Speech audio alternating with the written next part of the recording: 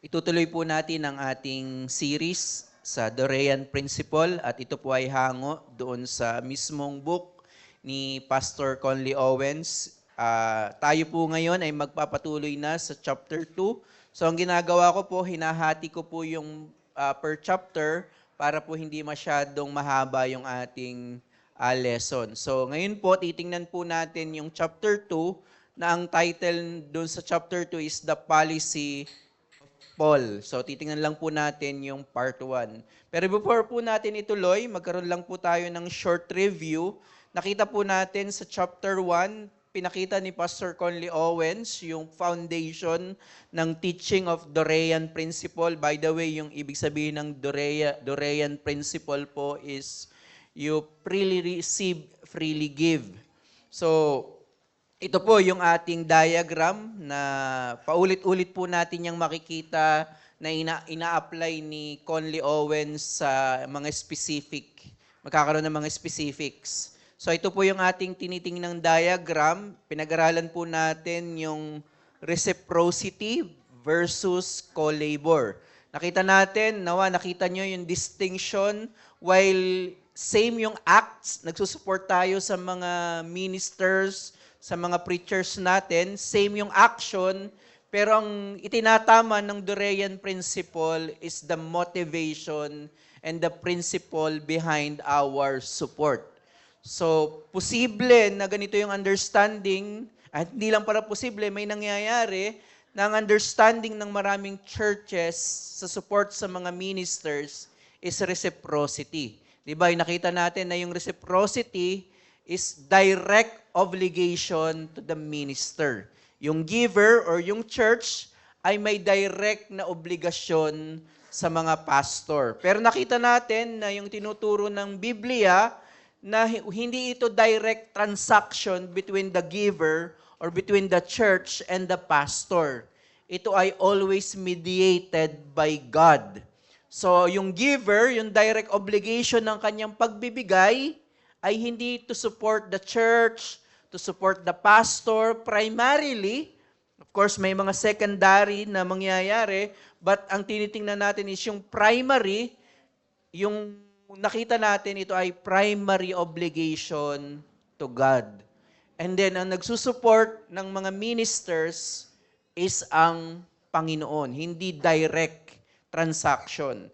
Kagaya ng ating key text last chapter, tiningnan natin yung Matthew 10 verse 8 to 10. Hindi na po natin babasa pero yun yung point ni Jesus doon.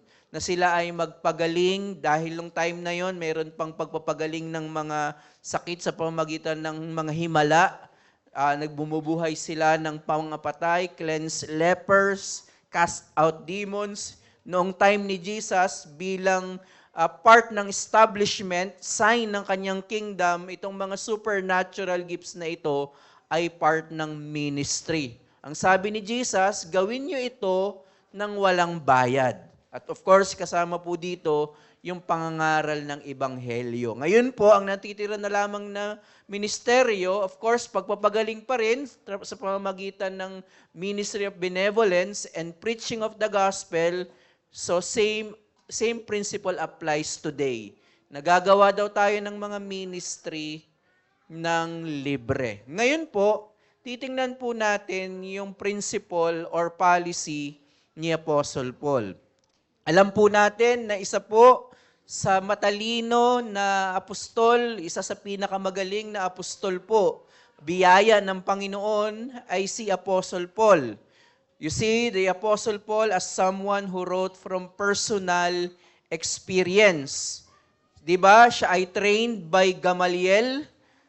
Diba? Nagmamalaki yung mga taga-Korinto sa kanilang mga teachers. Sinabi ni Apostle Paul, ako ay trained by Gamaliel. Si Gamaliel po is a master of Jewish law. And of course, ang nagturo din ng mga spiritual na bagay kay Apostle Paul sa road ng Damascus ay ang Panginoong mismo. Nagpakita ang Panginoong Hesukristo mismo.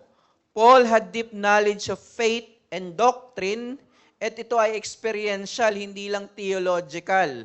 Experiential to kay Apostle Paul, which he shared in his writings. Kaya ganun na lamang kaganda, ka-theological, and ganun ka-practical yung kanyang mga sulat. Tandaan po natin, this expertise, yung theology and experience, extended to ministry fundraising. So yung excellence ni Apostle Paul sa theology and practice, it applies doon sa theology ng fundraising or yung pagkalap ng pera. A field where Paul, more than any of Jesus' early disciples, faced significant challenges. As the most active apostle, of course, his financial needs were considerable. Sabi ni Conley Owens, for instance, if ipoproduce daw yung epistle like Romans, yung napaka-theological na sulat ni Apostle Paul, it would cost the equivalent of $2,275 today. So yung sulat daw ni Apostle today, kung lalagyan natin ng value, is nasa 100K pesos and plus. So, it's clear, Paul often reflected on managing money in support of gospel work. Sabi ni Owens, if you have not previously investigated the matter of ministry fundraising, the frequency with which Paul addresses the topic may astound you. While Paul addresses some other topics of weighty significance rarely, for example, the Lord's Supper, he frequently makes mention of fundraising practices. Beyond those texts regarding the collection for the poor in Jerusalem, major pericope include the entire of 1 Corinthians 9, yan po yung titingnan natin, 2 Corinthians 11, 1-15, 1 Thessalonians 2, 9-12, 2 Thessalonians 3, 6-12, and Philippians 4, 10-20, there is no shortage of Pauline passages that have some bearing on ministry finance. So, sa mga apostle, yung predominant, yung majority ng pag-mention ng support financially, si Apostle Paul yung nag-mention yan. Nandyan po, nilista ni Owens yung pwede nyo pong i-check about lahat yan sa pagsusupport. Actually, ang ganda nung sermon kanina, very connected po doon sa ating, yung pinag-aralan po natin kanina, yung standard ng mga taga-Corinth, very connected po ito sa ating pag-aaralan ngayon. So, si Apostle po, ang una po nating titingnan, nireject niya po yung reciprocity or yung idea ng direct obligation sa minister. Alam po natin sa ating mga napag-aralan through Pastor Eli na yung Corinth ay isang mayaman na lugar. Ito ay lugar din ng komersyo, nandito yung mga matatalino, isang talagang mayaman na lugar. At nag-manifest po itong kayamanan na ito. Of course, kung mayaman yung lugar, even yung mga members ay mayroong mga mayayaman din. So nagre-rely sila sa mga powerful na mga tao. Kaya nga di ba doon sa 1 Corinthians 1 pa lang, inadresa ni Apostle Paul yung pagmamalaki nila sa mga celebrity preachers nila kasi ganun yung regard nila sa status. At ganun din, kapag pinag-usapan ng pera, may ganun din silang idea ng reciprocity. Hindi na po natin babasahin lahat, pero in 1 Corinthians 9 and 2 Corinthians 11, Paul emphasizes refusal to accept payment for preaching. So may titingnan natin ngayon na may mga instances na nireject ni Apostle Paul yung pagtanggap ng support. Mamaya titingnan natin yung balance nito. While he provides several reasons for this decision, the core of his message remains clear. His policy to preach the gospel without charge. So mayroong overarching principle si Apostle Paul kapag pinag-usapan yung fundraising, yung kanyang overarching principle na yung pangangaral ng ebanghelyo ay walang bayad. So ito po yung ilang mga example ng mga text na nagpapatunay na nire-reject ni Paul yung idea ng reciprocity na kapag ikaw ay nag-serve, ay kailangan nyo akong bayaran. Yun yung reciprocity. Sabi ni Apostle Paul, for example, 1 Corinthians 9:18, "When then is my reward, that in my preaching I may present the gospel free of charge, so as not to make full use of my right in the gospel." So, ang napaka-rhetorical ng question na ang sinasabi dito ni Apostle Paul, ang kanyang pangangaral is free of charge, walang bayad.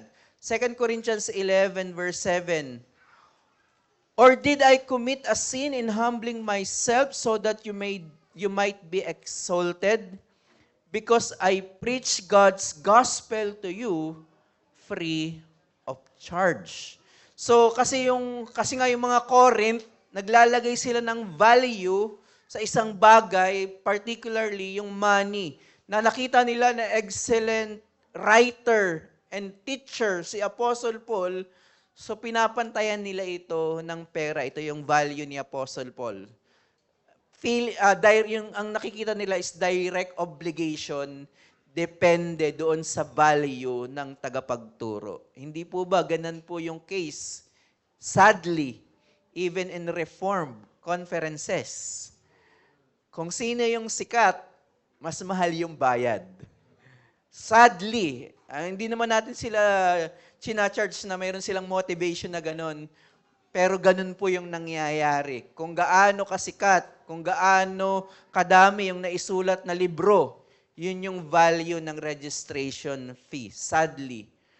Pero si Apostle Paul, dinideny niya itong idea na ito. Paul rejects reciprocity, all that is offered in direct exchange for his work of ministry. Kung yung mga Corinthian Corinthian church, nilalagyan nila ng value yung ministeryo ni Apostle Paul, nilalagyan na ito ng financial value, ang para kay Apostle Paul, nire-reject niya itong ganitong idea. It is often assumed that Paul refused financial support from the Corinthians to maintain his independence and avoid becoming obligated to them as a patron. So may idea na kaya lang daw dinideny ni Apostle Paul yung support ng Corinthian church is para maipakita niya yung independent siya, kaya niyang support yung kanyang sarili. However, Paul never suggests that as his motivation, and several issues challenge this interpretation. Hindi po lamang para ma-maintain lang yung independence. Kasi nga, magkokontra siya doon sa sulat ni Paul kay Timoteo. Meron siya ng principle na yung mga preacher, yung mga pastor ay deserves ng double honor. So kung sasabihin niya na hindi lang siya tumatanggap ng support para lang maging independent siya, nagko-contradict yung ganong mga text. Yun po yung titingnan natin ngayon. Notably, his letters indicate that the Corinthians were not seeking authority over Paul, but rather desired to be under his guidance, akin to clients rather than patrons. Ang nangyayari ay kliyente. This suggests that Paul's reasons for refusing their funds lie elsewhere. Ngayon, titingnan po natin yung napakahalagang word, yung Greek word na propempo, na ito yung ginagamit ni Apostle Paul kapag pinag-usapan yung financial support in the ministry. So, reception of propempo, support. While Paul is committed to preaching the gospel free of charge, he does not entirely reject financial support. While may mga case na tinanggihan nga ni Apostle Paul yung support ng Korinto dahil itatama niya yung kanilang idea, pero hindi siya disagree, hindi niya dinideny yung kahalagahan ng pera sa ministry. In his letters to the Corinthians, he mentions plans to visit them with the intention, di ba, yung collection sa Macedonia, dapat, sabi niya doon, kapag siya ay bibisita, dapat collected na yun. For ito po, sabi sa 1 Corinthians 16, 5-6, I will visit you after passing through Macedonia, for I intend to pass through Macedonia, and perhaps I will stay with you or even spend the winter so that you may help me on my journey wherever I go. Titingnan natin mamaya yung word na help me. And then 2 Corinthians 1:16, I wanted to visit you on my way to Macedonia and to come back to you from Macedonia and have you send me on my way to Judea. So while wala naman dyan sinasabi na financial support, pero po yung word na ginamit for help and send, ang Greek word po nito, yung binanggit nga natin, is propempo.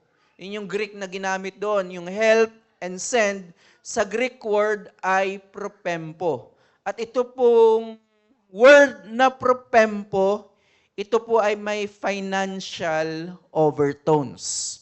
Kasama po doon sa idea ng propempo is yung money. Sabi, doon sa meaning, sabi doon, to assist someone in making a journey, send on one's way with food, money, by arranging for companions means of travel. So yung word po na propempo na ginamit ni Apostle Paul, you will help me, send me, ito po ay nagpapakita ng financial support.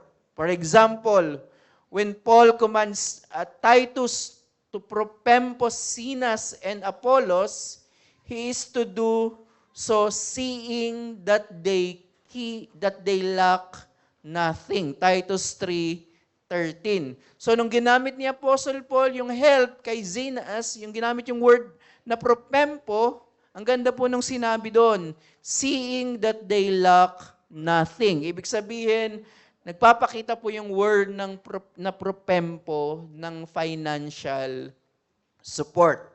Paul explicitly expresses his expectation for the Corinthians to support him in his missionary travel. So, hindi naman totally dininay talaga lahat ni Apostle Paul yung support. Mayroon lang siyang bagay na itinuturo. Nakita na natin to sa pagtuturo ni Pastor Eli in 1 Corinthians 16, 6-7. He focuses on the role in assisting him during an extended stay rather than on his ministry to them. So makikita natin dito na mayroon ding somehow demand ng support financially. So, yun yung ating puzzle na sasagutin. Bakit may dininay, pero dito naman nagdi-demand siya ng support. Additionally, the second experience of grace mentioned in 2 Corinthians 1:15, ito po ay pumapatungkol, yung grace dito is an act of generosity. So, yung pong sinabi doon na second experience of grace, ay it implies na pumapatungkol po sa support din. So, yun po yung word na ginamit. So, propempo, send, help. So, possible, hindi possible, kapag binanggit yung term na yon, mayroong financial overtone. May kasama doong pera. So, now, naipakita natin yung propempo, pero may added layer ito. Hindi siya basta propempo, but yung propempo as co-labor. Yung send and help, hindi siya nagpapakita ng binibili yung ministry, kundi yung in-establish ni Conley Owens sa chapter 1, mga co-laborers tayo sa kingdom ng Panginoon. So, propempo as co-labor.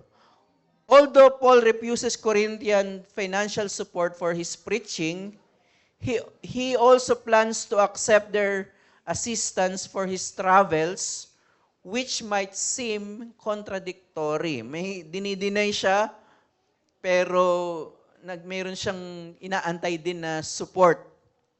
So this can be resolved by understanding that Paul opposes support tied to yung nakita natin to reciprocal obligations but views travel assistance, help, send as pro tempore support as a form of co-labor in ministry. So kaya pala dinideny ni Apostle Paul yung unang part, yung support ng Korinto, is tinuturuan niya yung Corinth na ang gospel ministry ay hindi dapat lagyan ng value ng pera. Instead, ito dapat ay nasa konteksto ng co-labor, pro tempore support. So tingnan po muli natin yung diagram. So i-apply natin yung unang diagram, specifically kay Apostle Paul, yung relationship niya sa Corinthians. Ibig sabihin, kay Apostle Paul, kaya may instance na dininay niya yung support ng Corinth dahil dinideny niya yung reciprocity. Dahil nga ganun yung mentality ng Corinthian church, na kung gaano kagaling may value yon, may pera, may equated na pera, value. So he rejected that principle. Pero may demand din ng support na nasa konteksto ng co-labor. Kaya 'di ba dito sinabi ni Apostle Paul, napaka-chaotic na church. Pero dito rin niya sinabi that God loves a cheerful giver. Sa 2 Corinthians 9. Ito yung napakahabang naglaan si Apostle Paul. Actually, 2 chapters, 2 Corinthians 8 and 9. Ang topic doon ni Apostle Paul is yung generosity and giving. And then sinabi niya doon na yung act ng giving, ang motivation daw nito is si Christ, na kung paanong siya na mayaman ay naging mahirap para sa inyo.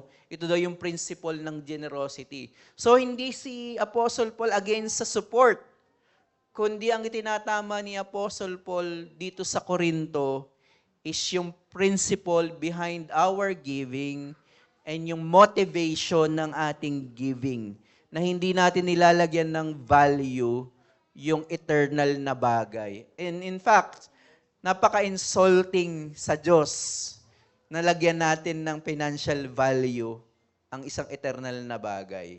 Napag-usapan namin to ni Pastor Eli, halimbawa, may nagbigay sa akin ng napakagandang Lamborghini worth 5 million, for example lang.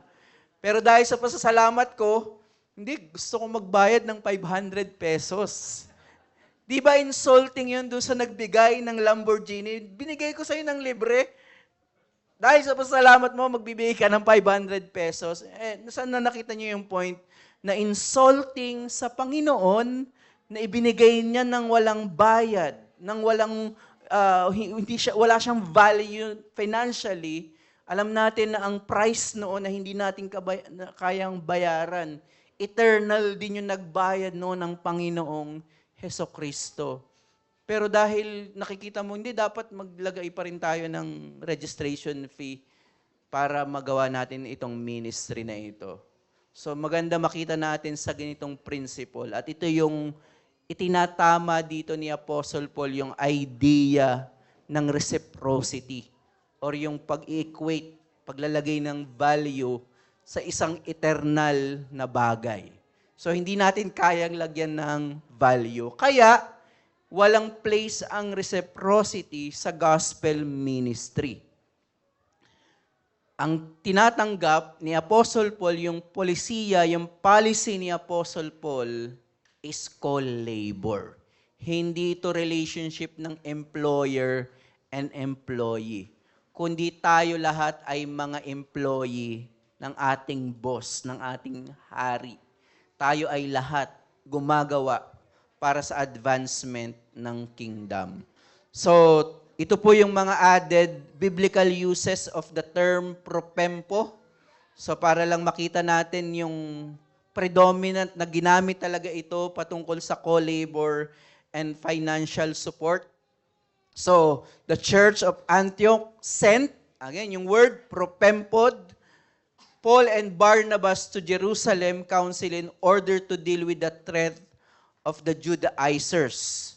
That is, the Antiochians co-labored with Paul and Barnabas to defend the gospel.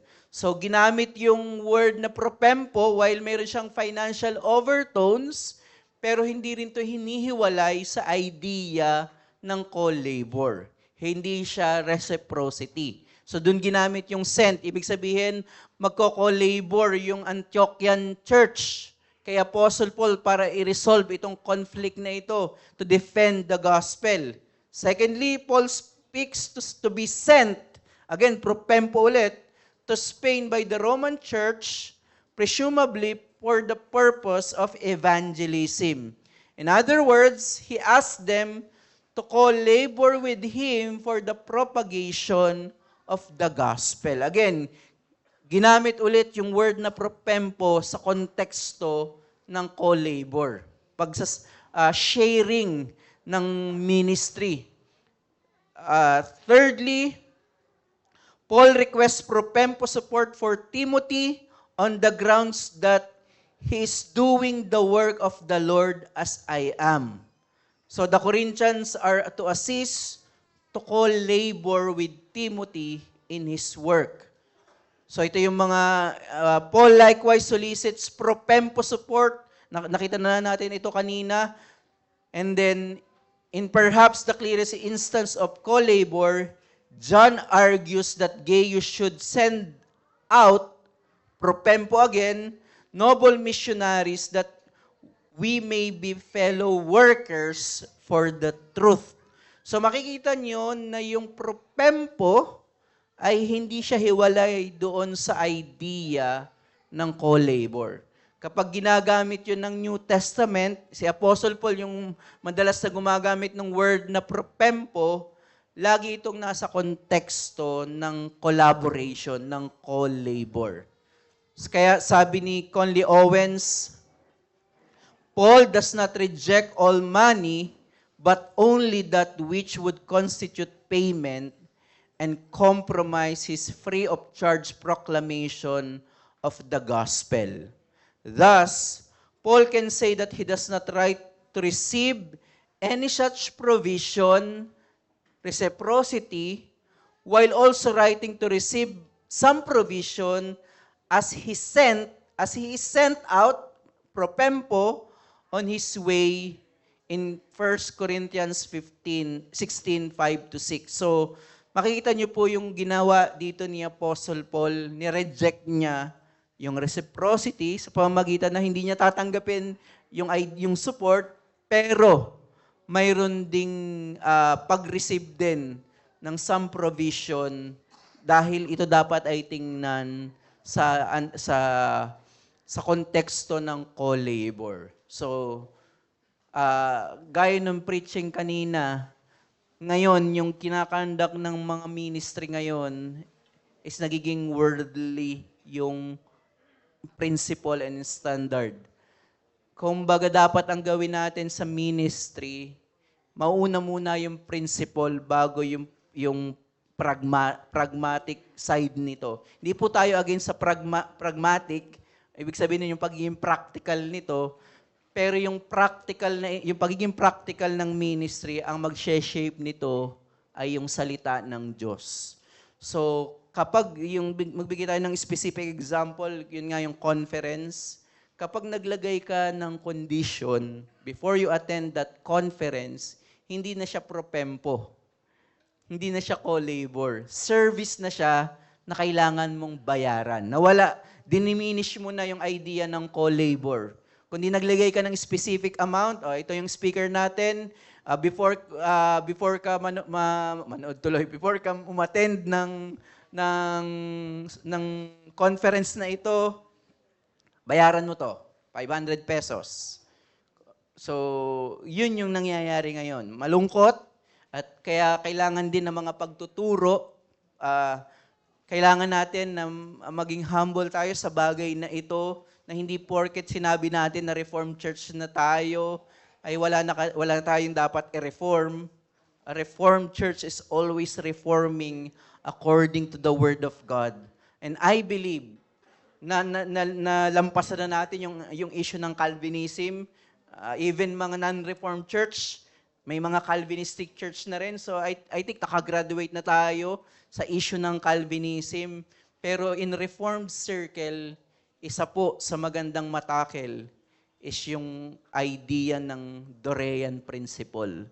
Dahil ito yung nakikita natin na napakahalaga para kay Apostle Paul, na tingnan natin yung ministry, hindi siya reciprocity.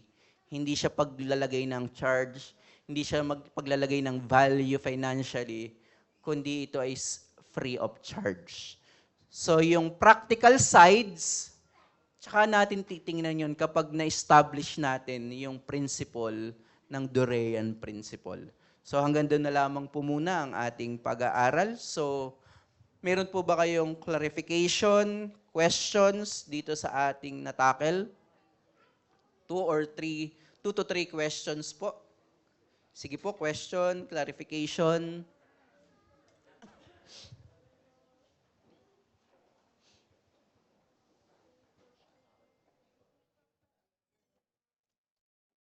Si Sister Joy may question.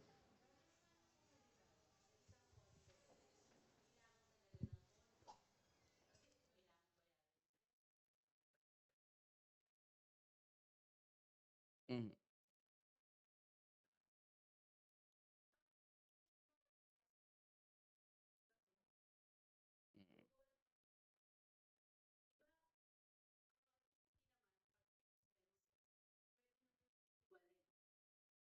Wag lang siguro dapat ibabayad siya directly dun sa mga speakers. Tama po ba?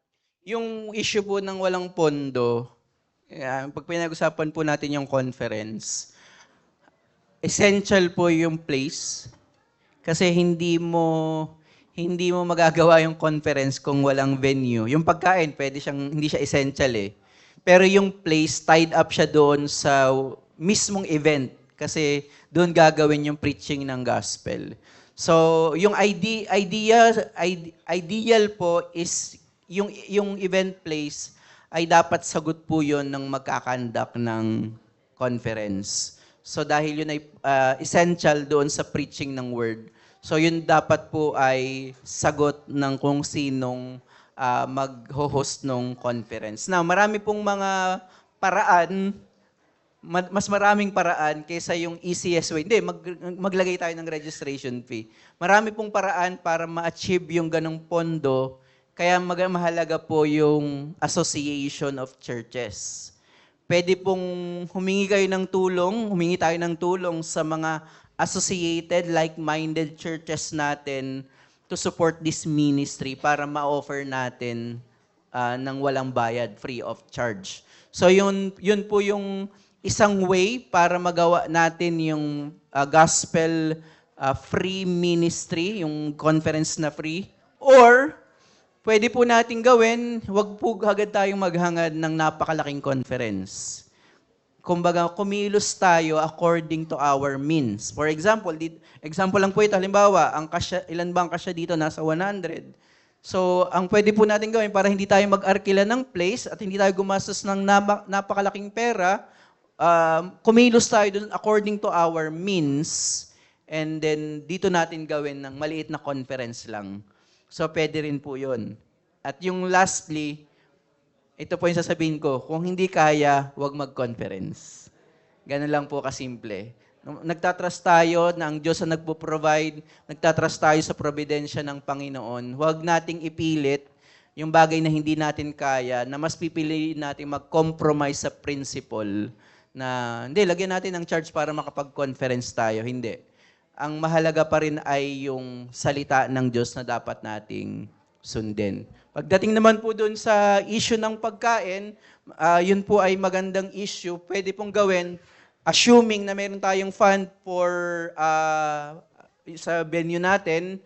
So yung food po ay pwede mong hiwalay doon sa promotion na ano siya, mayroon kang choice kung walang food or kung may food ba or wala. So may yung food babayaran mo, free yung ministry, babayaran mo yung food, pero pwede ka pa rin umattend kahit wala kayong food. Pwedeng ganun po yung gawin.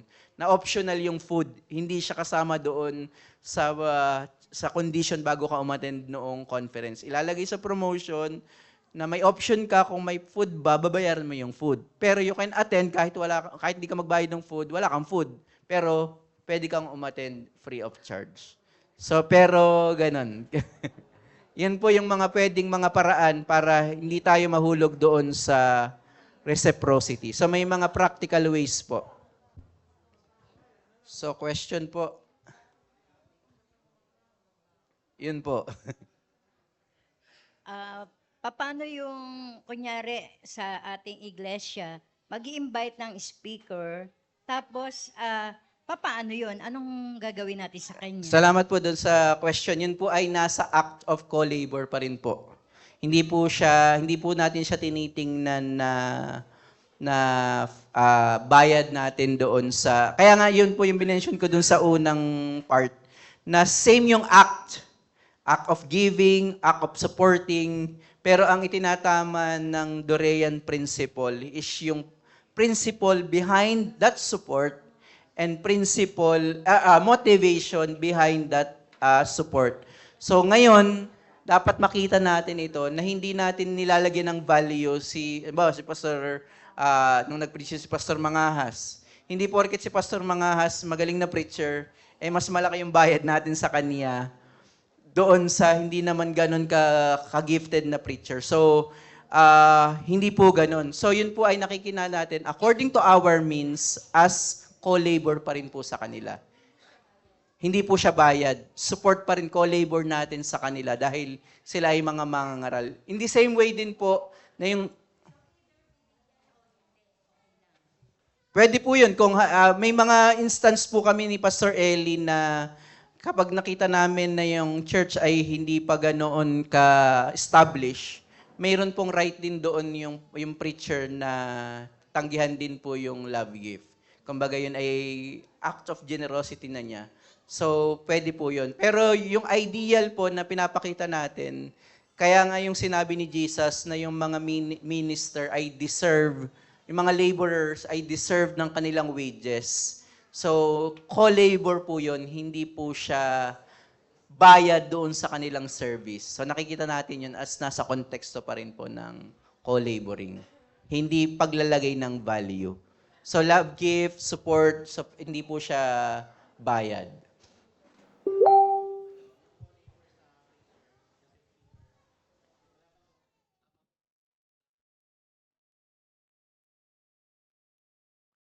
Depende doon sa pag-uusapan ng mga leaders kung ano yung kaya yung means natin. Kaya nga hindi siya value na nakadepende kung sino yung speaker, kundi kung ano lang yung kakayanan ng support. Hindi, hindi. Yun yung maganda yung na-mention ni Mark Jones. Hindi niya pinangalanan, pero kilala ko naman kung sino yung binabanggit niya. Ano si Paul Washer? Hindi, ito nga yung context ni Mark Jones.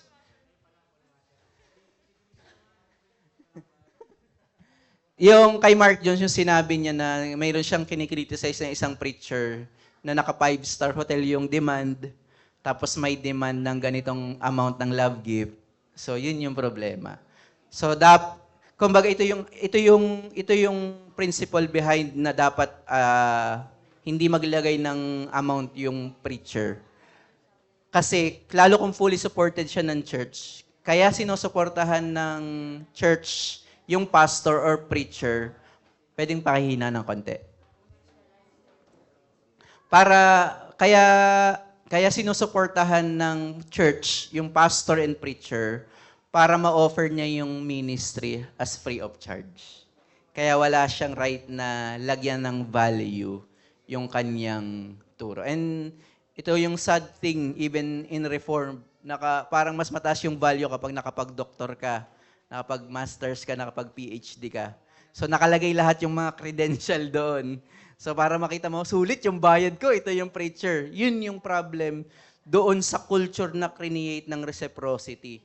Pero kay Apostle Paul, yung preaching ni Pas kanina, hindi doon yung value, nasa cross, nasa gospel yung pamantayan natin. Kaya nga yung understanding ko rin when it comes sa conference, you don't have na mag-aim ng malaki ang conference. For example, sa mga province, hindi mo kailangan mag-import ng mga preacher galing Manila para, ito yung idea ko, para magturo doon sa conference na yon. Kumuha ka ng mga gifted men na nandun sa locality at sila yung magturo. Lalo kung gifted sila, yun yung napakales ng gastos na yun kung ganun yung gagawin. Hindi mo kailangan mag-import ng ibang mga tagapagturo. Yun din po. Kahit yung mga foreigners, well, hindi ako against sa mga foreigners, pero tayo mga Pilipino, taas ng tingin natin sa mga foreigners na kapag sila okay yan, magaling magturo. Para bang above yung kanilang pagtuturo. Hindi. Same Holy Spirit yung kumikilos kila Paul Washer. At same din yung Holy Spirit na kumikilos sa mga Pinoy pastors. So, yun dapat yung ating tingnan. Sige po, ituloy po natin mamaya. Sige po, minsan lang mo magtatong si Tita Ja. Sige po. Hindi kasi sa mga ganyang event, dapat hindi lang naka-specific sa pera. Dapat siguro pwede rin sa mga material na bagay na pwedeng makipag-ano. Kasi hindi naman lahat ng member may kakayanan na mag-ano. Tsaka yung words of God naman, di ba, libreng kaloob naman ng Panginoon. Kaya dapat, libre ring naihahayag. Mhm. Hindi kasi minsan yung iba, ginagawa sigurong business, Yes po. ginagawa lang ng paraan para lang kumita. Tama po yun, ganda po nun. Kaya nga po, di ba better din po na yung makakasama natin, like yung mangyayari po sa event sa February 17, speaker po doon ng ating pastor, yung mga collaborating churches ay naniniwala sa Dorean Principle. So yun po yung better talaga na practice, hindi lang single church yung gagawa. Maganda po talaga, napaka-strong na work na gano'n na collaboration of churches para mai-offer natin yung ministry ng free. Dahil doon mag-uusap, pag pinag-usapan na yung finance, clear na sa atin na libre dapat to. So yun po. At doon din po, bago po ako umalis sa San Pablo, ito po yung nilinaw namin nung part pa ako sa San Pablo sa association. Yan yung isa sa nung kami ay hindi pa ganun ka-clear sila sa Dorean Principle, pero na-mention ko po doon na kung gagawin itong yung ginagawa po nila na Teo Talk, so kami po yung nag-establish nun, malinaw doon sa pinag-usapan ng nag-meeting kami na free dapat natin to gawin. So at ngayon, sa biyaya ng Panginoon, nagpapatuloy po yung kanilang free ministry when it comes po sa Teo Talk. Sige po, ituloy po natin mamaya ang discussion. Tayo po'y manalangin. Aming Diyos, maraming salamat po sa sulat din ni Apostle Paul kung saan nakita namin na napaka-excellent nung kanyang pagtrato kapag pinag-usapan po ang support in the ministry. Nakita po namin na nireject niya po yung idea ng paglalagay ng value or reciprocity, kundi nakita namin na ito ay nasa act of co-labor. Salamat po sa mga principle na ito at kayo po magbigay sa amin ng grace dahil kung titingnan po ang aming natural na kapasidad, lagi po itong pakabig sa aming mga sarili.